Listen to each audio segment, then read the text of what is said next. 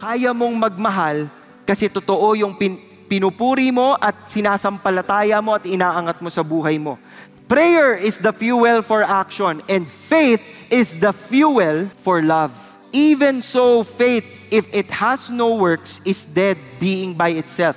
Kaya po maraming tao ayaw ng Book of James kasi ang Book of James po sounds like lang naman, it promotes theology of salvation by works. Kasi anong gusto natin? Salvation by faith alone, through grace alone, di ba?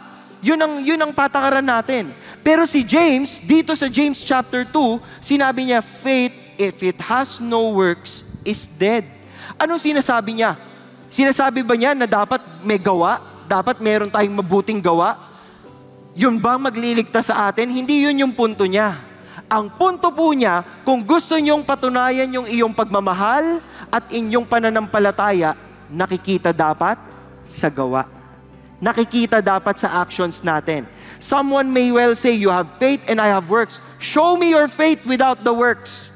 And I will show you my faith by my works. Dahil sa pagiging mabuti natin sa iba at radikal na pagmamahal natin sa ibang tao, doon mo mas napapakita.